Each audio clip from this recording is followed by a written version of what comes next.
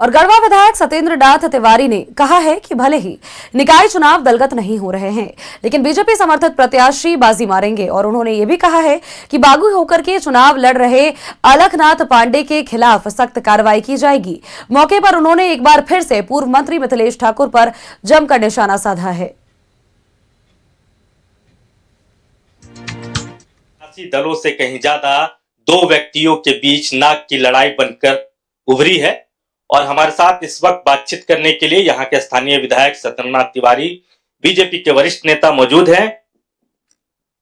तिवारी जी, लग रहा है कि दो व्यक्तियों के नाक की लड़ाई हो गया यहाँ। नहीं, देखिए, दो व्यक्ति के नाक की लड़ाई क्या है, हाँ थोड़ा मान भी सकते हैं। एक्चुअली ये तो कोई सिंबल पार्टी से अलॉट हुआ नहीं है, फिर भी पार्टी समर्थित उम्मीदवार, चाहे जेएमएम के तरफ से भी हो, उनका एक समर्थित प्रत्याशी है, और बीजेपी ने भी समर्थित प्रत्याशी मैदान में उतारा है।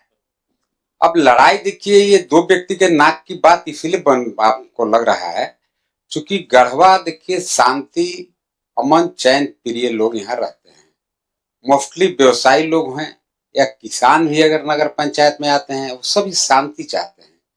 यह चुनाव मिथिलेश ठाकुर के 5 साल के कार्यकाल में जो लोग प्रताड़ित हुए, लोगों के मन में जो भय का वातावरण बना रहता है, और यह कोई अनायास ही नहीं बना रहता था।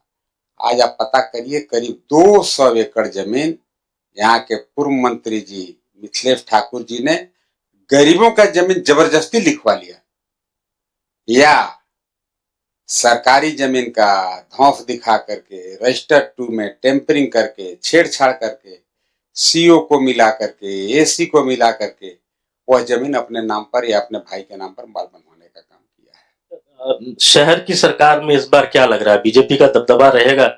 क्योंकि गढ़वा की अगर हम बात करें तो विधानसभा चुनाव में तो आपका दबदबा था, लेकिन नगर परिषद के चुनाव में बीजेपी का दबदबा, नगर पंचायत चुनाव में तो बीजेपी का और दबदबा रहेगा। इसलिए इसको हम बोल रहे हैं, इसलिए नहीं, आप इसको इसे समझिए। आज हेमंत जी की सरकार ने पिछले बार जो चुनाव हुआ नगर पंचायत का, उसमें दलीय आधार पर चुनाव हुआ था, सिंबल अलॉट हुआ था, लेकिन 95% सीटों पर भारतीय जनता पार्टी के प्रत्याशी चुनाव जीते थे। ईवीएम के बजाय बैलेट से सरकार चुनाव करा रही है, मंशा क्या है सरकार के इसके पीछे? देखिए, आदमी को लगता है, जो टोटमा ज्यादा करते हैं जेएमएम वाले, उनको लगता है कि ईवीएम के माध्यम से नगर पंचायत का चुनाव हुआ, 90% सीट पर भारतीय जनता पार्टी की जीत हुई, तो उनको कोई साधु लगता है कि कहा है ईवीएम से नहीं करा करके अब बैलेट से कराइएगा तो रिजल्ट अच्छा रहेगा। शुक्रिया तिवारी जी हमसे बातचीत करने के लिए। कैमरामैन सुशील के साथ राकेश कुमार, न्यूज़ 11 गढ़वा।